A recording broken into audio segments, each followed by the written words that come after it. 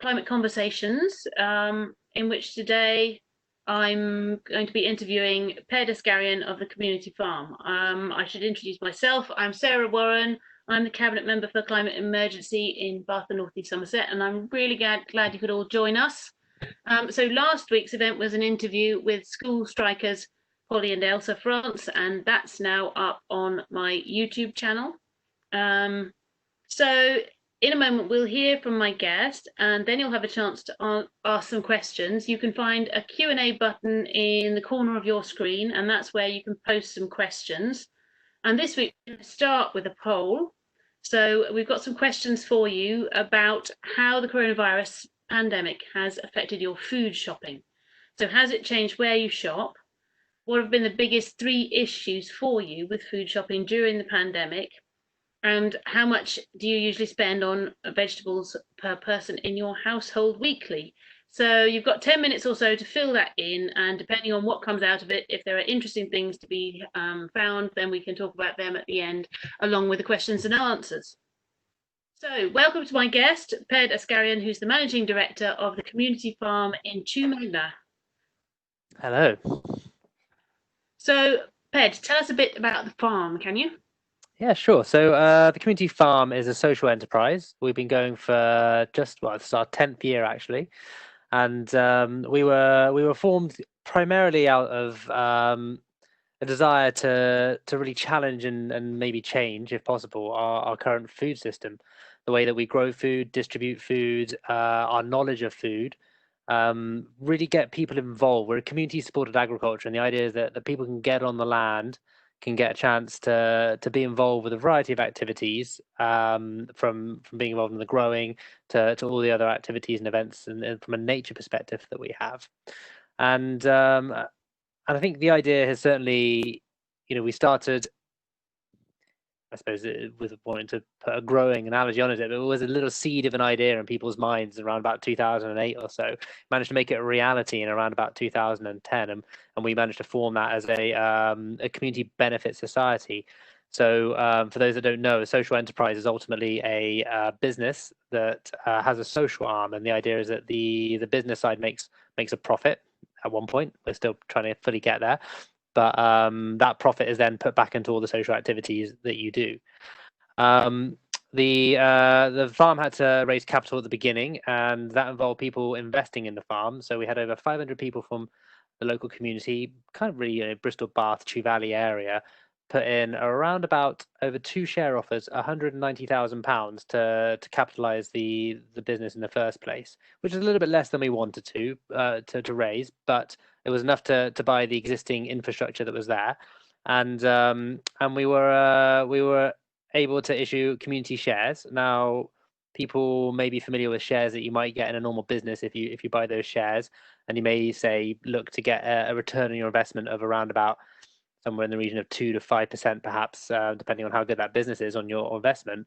The return on your investment when you buy a community share is like it's a warm feeling somewhere around your heart area. Really, it's not. You don't expect to get your money back, and you certainly don't expect to see interest on what you put in. But what you do is you know that your money is going to achieve some social and environmental good. It's a philanthropic investment, if you like. So we have evolved, changed, grown over the years. We have defined our purpose a lot more.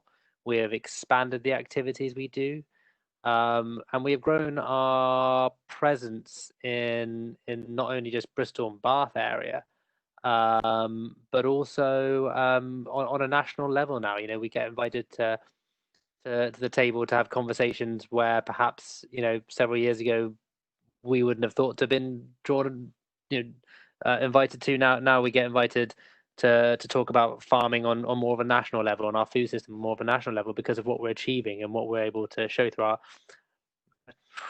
I don't want to say it's not just us who are doing this around the country. There's many of other organisations doing this sort of thing, but it's essentially trying to pioneer a new food system, a new way of getting food to people that involves shorter supply chains, that involves more locally produced food, and food that is produced in a way that is beneficial to the environment, and not just organic, which we are certified organic, but it's about producing food that is almost organic plus. It's nature friendly farming. It's agroecological farming. What are there benefits of that to the environment or to tackling the climate emergency? Oh, well, massive. I mean, um, conventional farming obviously relies on quite conventional. Any large scale farming that's intensive is not good for the environment because of the sheer amount of soil degradation that it produces. Not just that, and this applies to both organic and conventional farming. Is that if it's a large scale farm that's monocropping as well, which is therefore putting down fields and fields of carrots at a time, the actual impact on the local insects and the flora and the fauna is terrible. You need to be able to do mixed farming on a smaller scale that actually looks after your soil. If you think that soil, topsoil in particular, which we see huge loss of every year globally, it is actually responsible for locking up to 10 billion tons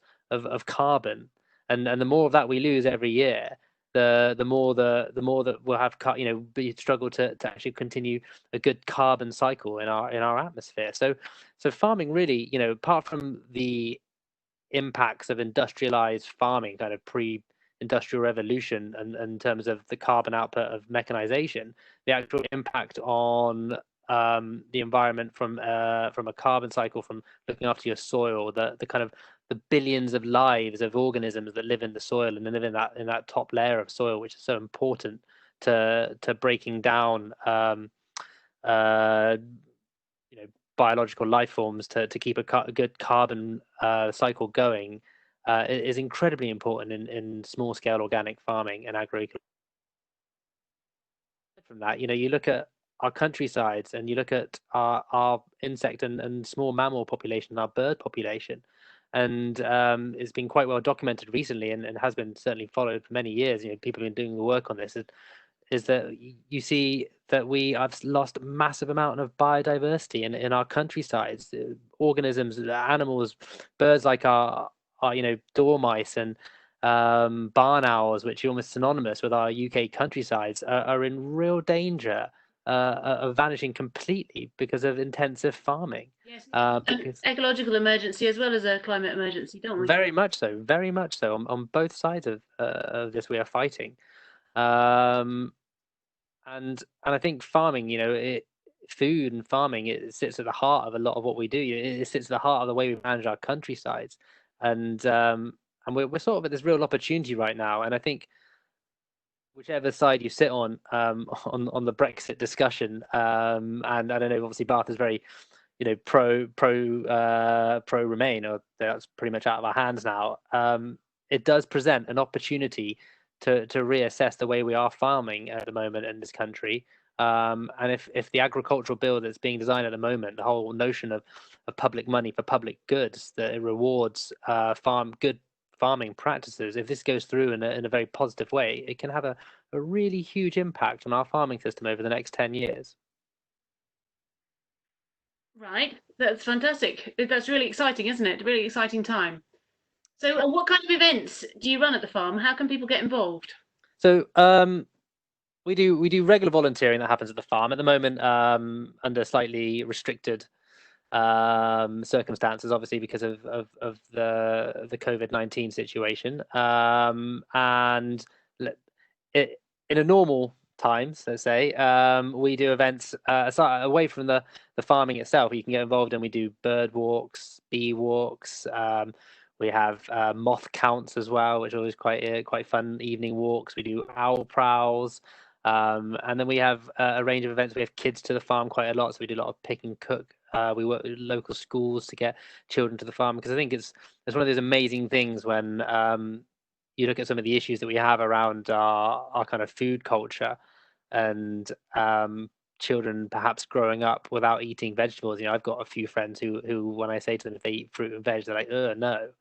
And I just wonder why that is. And you have to think back to like when a child comes to our farm when you're 6, 7 years old, and they pick a courgette and they cook it there, or they put it in a salad, and then they go home and they're like, mummy, daddy, I want to have courgette tonight. I didn't eat courgettes probably till I was 14, 15 years old. And I think that can be pretty life changing from that point forward. I think this is an important role that we can play there in engaging people in how we do grow. I think also, we have another variety of events where we just try to engage adults through things like fermentation or sushi workshops. So we recognize that not everybody wants to come and actually work on a field, but if we can engage people in other ways, it gives an opportunity to come out into nature, into the countryside, to experience at least visually what we're doing, and then just to be involved in some other aspect of food prep that actually perhaps betters their own food skills at home. That in itself will have a very positive impact as well. So there's a whole range of things people can get involved in. I was going to ask whether you'd got into sort of cookery workshops, because I wonder whether not knowing how to cook might be a barrier for some people. I think that's a big problem. I think we have seen, certainly, when I was at school, we did home economics. Food tech was around then as well, and I know it did vanish off the national curriculum for many years. And I think there has certainly been a huge change in our food culture, where we have moved from a society that would perhaps, let's say, just get a veg box, look inside it, and not get scared about what they might do about all the different veg in there, and to recognize most of them, to one that relies on an over reliance on fast food, takeaway food, this notion that we don't have enough time to cook food, ready meals from supermarkets where you're not in control of what's going in them, you're not in control of the salt levels, the sugar levels, the kind of numbers that are going in them. And I think we have become far too reliant on using, almost as an excuse, to say that I work too much, I don't have time to do this. My job, mine and my partner's job, both take a good 50 hours a week out of us at least, and yet we still manage to have a cooked meal every night. We still cook on the weekends, and it's about planning, and it's about really sort of challenging our kind of food culture, which is quite important. And I think we have a situation which is only validated by the supermarket system, where they kind of really entrench that culture, and they prey on it, and they use it for their own they say almost capitalist will, if you like. That's their way that they do things, is they market to people in a way that makes them think, well, this is a really cheap and easy thing to do. It's what they're saying with I find it always funny. You look at the queues outside McDonald's at the moment, and KFC, now that they've reopened for the drive-through, you think, wow, if a family goes to McDonald's to eat, that costs them £20 or so, let's say. If you're thinking, like, for £20 what you can make for a family of four, actually that goes quite far, £20. So we really, the apple has fallen far from the tree when it comes to how we approach food, how we approach fresh food, and how we cook in our households together, and also from the social aspect of actually cooking together, eating together, not in front of a TV, and having that kind of social engagement is incredibly important as well. Yeah. Yes, I agree with you. Yes, I mean, I know that with my family we always eat around the table, but I know that lots of my children's friends, I think, don't have that routine. Yeah. So, and you mentioned coronavirus briefly. How has the farm been affected by the pandemic? So primarily, the box scheme that we do, like many food retailers, we saw a massive spike in demand. We pretty much doubled the amount of boxes that we were doing. So we do about sort of on average 550 boxes a week to Bristol, Bath and Chew Valley area. We're now doing closer to 1,000 boxes a week, and that happened almost overnight. So that took a little bit of adapting to. We have been working hard over the last few years to really make, for want of a better phrase, and not wanting to use too much management speak, but like kind of an agile organization, one that's able to react to the circumstances around it. So whilst I'm not going to pretend it was a smooth transition, the first couple of weeks were quite difficult. Everybody really pulling hard to make sure we could deliver the veg. We were able to do it, and we did adapt our operating processes to be able to meet the demand.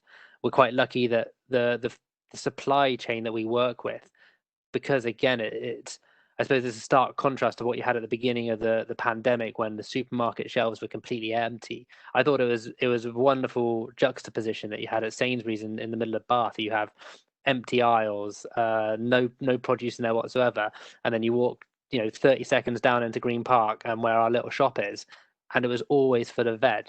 And that's because we had a good supply chain that relied on many different small growers and producers, as well as we import stuff from Spain as well, but we have direct links with a couple of cooperatives that are very similar in ethics to what we're doing.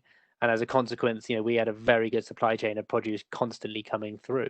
So we had the supply chain that was able to deal with that, whilst you saw at the supermarket level, when a few kind of cogs come out of that system, the whole national supply chain just fell to pieces for each of them, and it took weeks for them to get on top of that. So I think that was one of the real benefits of the way that we manage our supply chain. So that was quite a lot of hard work, but we got there. We still got a good demand coming through. The numbers have stayed high, which is excellent. And also we've been able to provide more employment to people as well. So at a time when organizations were making redundancies or furloughing people, we were able to continue having a good amount of work for our current staff, but also we were able to take on several other drivers to help with the demand, and packers to help with the demand as well. So that was quite positive. Mainly local people that you've recruited, because we hear a lot about people coming from Eastern Europe to fix. We don't quite have the same sort of clout as an organisation like G's Fresh to be able to charter flights from Romania, I'm afraid. But we were able to, yeah. I mean, it's not big picking time of the year. It is the hungry gap that we've just been going through, and so actually field labour isn't too high in demand right now for us. And yeah, we have a number of staff that are kind of people who help us in the summertime anyway, which we were able to call on, who came back. So a lot of local people we were able to employ, which was good. We've obviously had quite a big impact on our volunteering program. We've had to shut down many of the activities that we do, and open them back up. We reassessed how we work with our volunteering on the field, and we wrote a whole new set of kind of rules, regulations, guidelines, as to how we will interact with volunteers and how we've transformed that. So rather than being perhaps I suppose simplistically an organization that was like, we have volunteering on these days, come along, it suddenly became more of a, we need volunteering on these days, we have to cap you at these numbers because that's how much we can socially responsibly deliver, and this is the job you're going to do. It suddenly became very task oriented. So it was like, you come along, we're going to do this today, tomorrow it's going to be this, tomorrow it's going to be this, we're going to manage it in this way. So everybody knew what they were doing in advance. And that was actually quite an interesting change, positive in some respects, and something that we might look to continue in many ways once perhaps social distancing has been lifted and when we're perhaps through the worst of this. But it has certainly impacted the way we work on the field and the way that we manage our volunteering. Some of the sort of, I suppose, more the sadder things that we've had to cut are things like our social therapeutic horticulture. So we were running a course called Grow and Make, which would allow people who they were self-prescribing, but they were suffering from generally kind of low level mental vulnerabilities, would come along, and that course was there to help them get into nature, very soft touch. They would do a bit of making raised beds, doing a bit of planting, a bit of cooking, making tinctures and balms. And for many people that have been coming along to that had been a real important oasis in their week of kind of getting out of the city and approaching some of their problems from a different angle, looking at a bit more mindfulness and well-being. And because of the situation, we haven't quite been able to pick that up yet. We're looking to do like an online series of little videos as to how people can do things at home, but it's not quite the same as when they come to the farm. So we are hoping at some point to be able to get something similar to that, especially when you look at kind of the issues that are being talked about a lot around depression and anxiety at the moment, with what everyone's going through with COVID-19. Yes, it's sad to have had to drop that. So something you mentioned before, you mentioned the hungry gap. What does that mean?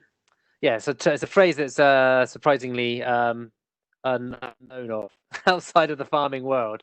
And it's essentially what we have. You have a growing season, and the season runs we're harvesting from, let's say, about now, when it's starting to pick up, maybe into kind of mid-June, to really start to pick up. You go through the whole season, it really picks up by harvest time in September, early September, late August into October. That's the real kind of high point of UK produce that you get. And then by the time you get into February, March time, that's when the UK produce is at a real low. We've just got the overwintered crops, some of the cabbages, some of the kales, the stored potatoes, things like that are still there. And then at that point, you've got a situation where the farmers have to prep the fields for the next season. So, from March onwards, they're ordering in their seed, they're getting the fields ready, they're planting up, the plants have to grow. And that's what's known as the hungry gap, because we have a gap in between seasons. And whilst we get a small amount of produce still available that's grown under protected cropping, often you'll still get salads, kind of get early tomatoes from around about mid-April. Some aubergines and courgettes follow not long after that from some of the local growers that we work with that are protected cropping. We do rely quite heavily on importing produce around that time, and ultimately that's not really going to change unless we really change our own eating habits to get used to eating more cabbage more frequently, and B, perhaps get used to a bit more on the kind of fermenting or preserving side of things when it comes to food. And maybe that's a stretch too far at the moment, but certainly I think that this time of the year, in many ways, it was quite good that the demand was able to be met by the food that's being produced abroad. Actually, it does raise some interesting questions as to the long-term impacts of what supply is going to be going into this season, because ultimately, by the time COVID had really hit, a lot of farmers will have done their seed buying. They will have prepped their land. You can't just click your fingers and have more land to grow on overnight. It's something that takes a bit of time to prepare. Certainly from an organic growing perspective, you need to put land into cultivation, and land that hasn't been grown on for many years needs to be worked on for a good 6-7 months before it's ready to actually, harvest or prepare and grow and harvest food. So now a lot of the work that's being done on more land, certainly from a small scale farming perspective and locally, a lot of the work that we're trying to do at the moment to get more land into growing is looking at next year's growing. So there are some slight concerns as to whether, when we get to August time, and if we are still continuing in the fashion that we are, whether we will be able to produce enough food to meet the demand of people who are now perhaps cooking 3 times a day rather than once or twice a day as it was before, and maybe not every day. So that's something that we're still trying to gauge, really, what the long-term impact of that's going to be, or the short-term, even short to mid-term impact that's going to be. Yeah, I think that in the UK we become really divorced from the seasons. I mean, certainly growing up, when we always shopped at supermarkets in my family, I didn't have any sense that different vegetables were more available at different times. Yeah, and that's an interesting thing, is that comes back to our food culture and our understanding of of where our food comes from. It's I remember when I first grew vegetables when I was living in a house with some friends, about 15 years ago or so, and I remember it was just like, oh, I wonder how this courgette's going to grow. Right, there's a flower. What happens next? Oh my God, there's a courgette coming out of a flower. Like, I did not know that was going to happen. That's amazing, and that's because we just don't learn these things anymore. We don't see these things visually anymore, and a lot of people don't really have a clue where their food comes from. Yeah, I think so. So, who are your customers at the community farm? Off a whole range of people. I think it's difficult, really, to pigeonhole who we work with and who we supply. From a from a box scheme perspective, it's a whole range of people from Bristol and Bath that goes from families to young professional couples or students. It really is the whole range. Often it just needs people. We try to certainly get people on that environmental aspect. So it's really important that people who do shop with us really understand what we're trying to achieve and why we're trying to achieve it. From we do some wholesale as well, and we do work with organisations in Bristol and Bath that we supply veg to, restaurants when they're up and running, and again we try to work with the ones that are very ethically minded, that understand why we're doing what we're doing, and they buy into that themselves as well, which is quite important. Yeah, and are you hopeful of hanging on to your new customers that you've attracted during coronavirus? Well, the interesting thing is that we had to cut customers at the beginning. Well, not cut customers, cut new registrations at the beginning because the demand was coming through too much. And for the first month and a half, 87% of the customers that we were delivering to were customers that had bought from us in the last 6 months. So a lot of them were customers that already had accounts with us and were already registered with us, and maybe weren't buying so frequently. They were buying once every 2 weeks or once every 3 weeks, and he turned to buying once every week, and that had a dramatic impact. We have since opened up for registrations, and we do have a lot of new customers coming through, and we do hope that we will see a lot of them remain. I think I'm already pleasantly surprised that the sales have kept at this level for as long as they have. I thought they would have started decreasing by now, but they have kept at a good level, and that's good, obviously. Disappointingly, we had a real spike in our bath shop in Green Park Station, sorry, at the beginning of the incident, because we had veg and supermarkets didn't, and we'd hoped we'd be able to keep those customers, but it looks like they've already gone back to Sainsbury's, unfortunately, as it's a bit easier to get into. But the box scheme is doing well, and hopefully, yeah, we will be able to hold on to the vast majority of those customers now.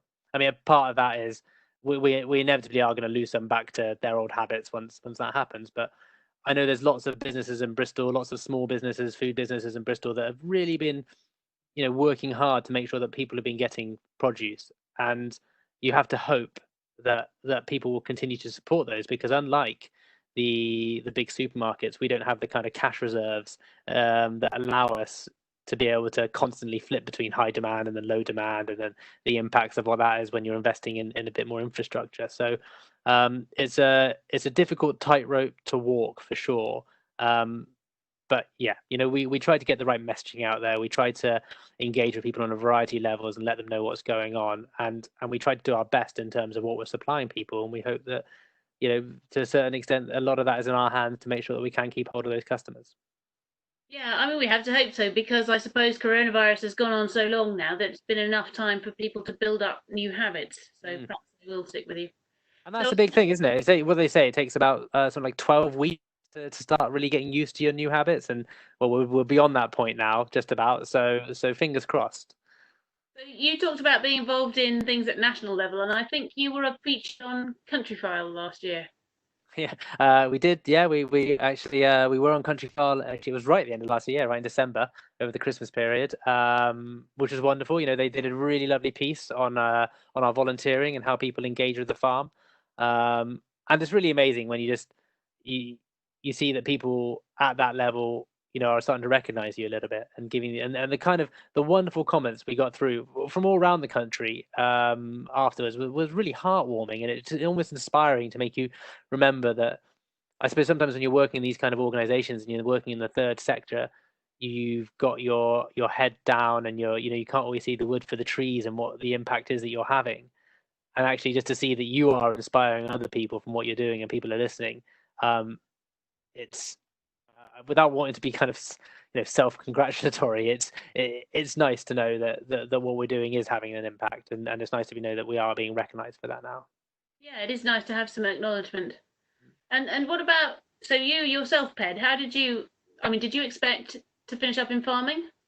No, not at all. No, I think. Well, I mean, my dream was always to be a marine biologist when I was a kid. That's what I studied at university. And through a sort of weird chain of events, I suppose, I ended up getting very disenchanted with the scientific world. No one was listening about global warming at the time. This would have been around sort of early 2000s. Finished university, no one wanted to listen. I felt that a lot of science had lost its soul. Too many people from organization, scientists being funded by Mobile and people like that to try and make people believe that global warming wasn't a thing. And in the same way that kind of, big tobacco funded lots of science to kind of really say, to disprove the links between cancer and smoking, in that same way it was happening again. And I just thought science had lost its soul. So I kind of really turned away from that, did some traveling, ended up working in small to medium sized businesses, and turned out I was just quite good at doing that, running organizations, running businesses. And then one day I just had a moment where I was a bit like, you know what, I need to be doing something positive. I need to be having a really positive either social or environmental impact in what I do. And with the blessing of my partner, I quit my job, and I tentatively waited for the right thing to come up, and it was pretty touch and go at that point as to whether I'd much longer will I be able to hold out until the right thing came along. But thankfully, the farm came along, and that was about just over 6 years ago now, almost 6.5 years ago now. So yeah, it's a strange journey, but one that I'm happy to have been on. Yeah, well, it sounds like it's been incredible. So, and it's been really interesting to hear about it. So I think that's the end of my questions, and I've got my colleague Michaela Basford with us, and I'm wondering whether there are any questions from the audience. Hi, can you hear? You can hear okay? Yeah. Yeah. Hi. So a few questions actually, based on what you've been discussing there. The first one is, what do you think is needed to change the food culture? Because you've mentioned it, I think at the beginning, and then come back round to it. How important do you think it is that people can come and visit the farm, get involved? Do you think that's a fundamental aspect of changing the food culture, or is it something bigger than that? I think it's certainly it's bigger than certainly just coming to our farm. I think there are real systemic problems that we have around our food system and our food culture. Probably saying in the kind of developed world, really, ever since the last like kind of the 50 years, a change of farming from being small farms that that provide towns and cities to actually those farms being bought out by bigger organizations. They become more mechanized. People don't work on those fields that live locally, so therefore they lose the connection with the farm, the growing aspect of things, and also the impact that has on actually transferring that money that was in those rural communities, and therefore suddenly people stop living in the rural areas because those rural areas become decimated. They people will follow that money into the cities for jobs, and therefore you get a lot of rural isolation, rural deprivation, and suddenly people are working different sorts of jobs to what they were working before, and our industry changes, become very much more of a tertiary industry, and farming is seen to be something that has been perhaps seen as a bit of a joke. The classic way that the West Country farmer accent is often used as a way of depicting simple people, which is entirely unwarranted and not fair. And I think all of this is all linked in together with how ultimately food and farming has sat at the heart of progression and the heart of our culture ever since we started cultivating the land. The impacts of inventions like the plow changed our society forever. And we've moved a long way from that and engaging people on that. And I think also you're just making me think interesting to note in the current COVID lockdown situation, interesting that those that work in food supply are classed as key workers, which is something that before the pandemic, might not have been, they might not have been considered in the same light. In the same category. So there's a question that's a new one that's just come in. I'll ask that one and come back to this other one. Do you have concerns about us lowering our food standards and environmental protections in the post-Brexit world as government looks for new trade deals? Short answer is yes. Massive concerns. I think we've got great examples throughout our history, our recent history, is that we have seen. I think pork is a great example. We raised the standards of pork in the UK. We made it really difficult for farmers in the UK, and rightly so, may I add, that they had to have higher standards around how they're raising their pork. And then we went and shipped in a load of cheap pork from Denmark, for example. We have a history of doing that. And if we raise our standards in the UK, that's great. But then if we lower our standards for what we're buying in through really bad trade deals, that will decimate our farming population here. Our farming community here. They need that backing, not only from the government if they're going to put in better standards. They need the backing in terms of the trade deals and actual the local food systems that we are trying to make. So yeah, I do have worries, but ultimately at the same time, if we can get the messaging right, if people understand the power of the consumer and the ability to dictate where the food comes from, if we can create local food markets. I'm always inspired when I go to France and you go to all these little towns and villages, and they always have weekly regular markets going, and they're always packed full of people because that's where they go to buy their produce, and there's no reason why we can't do that sort of thing here. Yeah, actually, just on that point, the Soil Association have just recently published a report, and it just reminded me of the staggering facts and figures that there are around our food system here. And it says in that 8 companies in the UK control 90% of UK food supply. Yeah. So I expect that would be different in France. But probably to a certain extent, but they still will have the control. You look at the way it was. Who were Tesco? What was the French Carrefour, wasn't it? The Tesco's were trying to merge with not so long ago. I'm not sure if it went through and where they got to on that.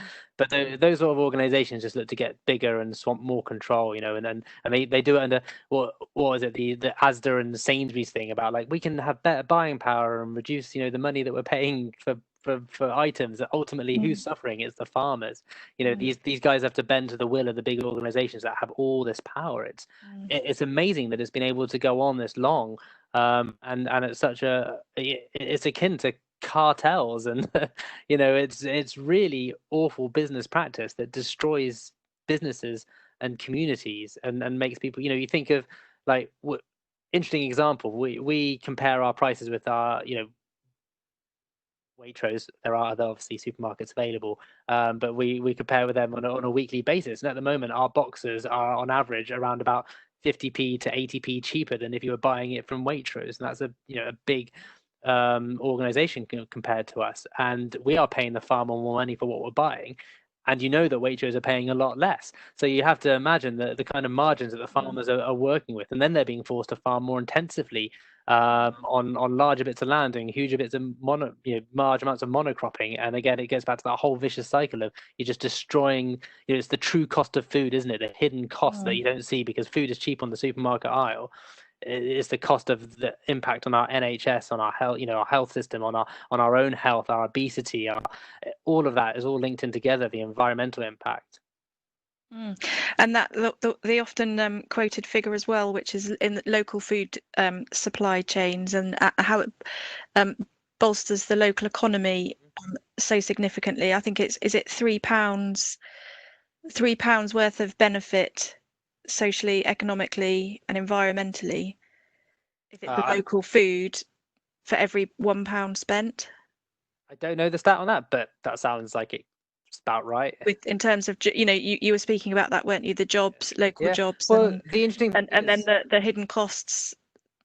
There are plenty of studies out there that have shown that the towns that are surrounded by small-scale community or family-owned farms have a positive impact on local economies. Their prevalence is correlated to increases in rates of employment, more local businesses, better infrastructure, and better services. Even the schools perform better in these kind of towns. And this is not just in this country; it's all around the world. And a great example, I think, just off the top of my head, is there's a wonderful movement in Brazil, the land workers movement, and that is they took idle land that was being left by wealthy landlords back in the 80s, and they started kind of guerrilla farming, if you like. They started turning that idle land into farmed land, and as a consequence, the change in their societies in these tribes in these areas that were very deprived beforehand, you suddenly saw better rates of education, that people were having jobs and income, and this can happen both in the developing and underdeveloped countries. That's great. That segues nicely into the next question, actually, which is, and I think it's quite another. They're all really big questions for you here, Ped. What would it take to turn all UK farming to organic production, supplying local markets? Strong will and strong local policy. I mean, there is plenty of land available to do it, that's for sure. And I think again, I'm involved quite heavily in Bristol at the moment with Bristol Food Producers, which is an organisation that I founded with a few others a few years ago, which is all around trying to upscale local food production and kind of reduce barriers to market for these people. And we are working hard with the council at the moment. We've highlighted several plots of land of around varying from 1 acre up to 5 acres around the city itself that would be wonderful for growing on, that we know are just sat there idle doing nothing.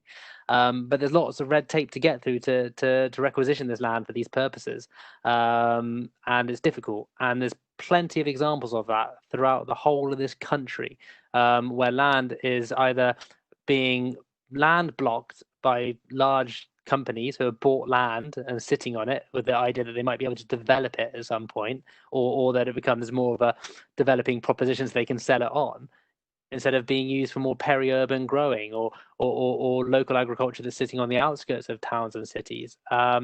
So I think it's wonderful what we're seeing. I'm certainly experiencing, there's this old myth, I think, that the soil association do peddle. I think they might have stopped it now, but they used to often talk about our aging farming community and how it's a real worry that a lot of farmers are getting their children to turn away from growing, and that is true because they don't see a future in it. But ultimately, we do have this generation that are coming through who are first generation farmers who are really interested in agroecological farming, and the biggest barrier for them is not having land that they can have access to. And they don't want like a 10 acre, 15 acre, 40 acre, 60 acre farm. They want 1 to 5 acres to grow on to feed into a local food system. And when you get several of those all happening in the same space, that's when the magic starts happening. Mm. And just on, I think also on that point, so land for farming, I know in some of Sarah's previous climate conversations, we were talking about wildflower meadows, the benefits to the soil, which you've talked about. Also, I know the first conversation was on more trees for Bath. So in terms of the climate conversation and carbon reduction, what about the different demands that there are on the land, Ped, for growing more trees, making sure that soil's healthy, not over intensively farmed, and then space for growing on a community level, as you're describing as being what we should be aiming for? These things are not mutually exclusive. They can all live side by side. And renewable energy, potentially. It's not so much a case of we shouldn't be competing for the same land. I think that's the important factor here. There's plenty of land to go around to do this. You know, when you look at rewilding as well, which is incredibly important, something we need to look at in this country a lot more seriously.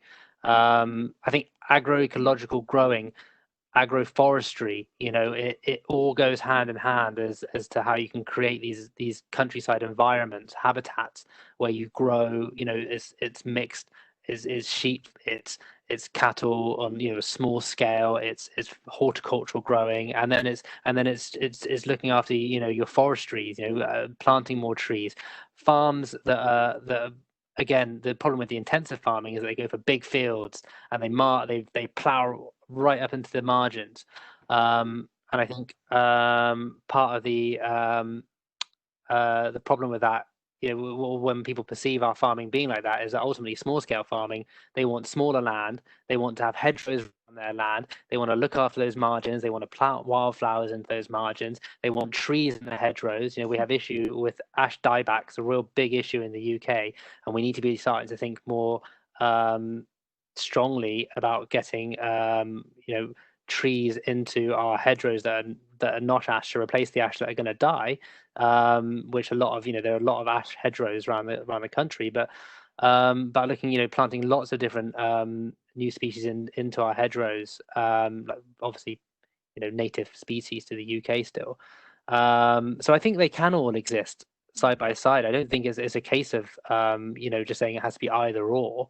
I think it's a case of just approaching it in a different way. And again, it comes back to that notion of stop letting people buy land unnecessarily, for land blocking, for development, when there are other opportunities inside cities to do that development still.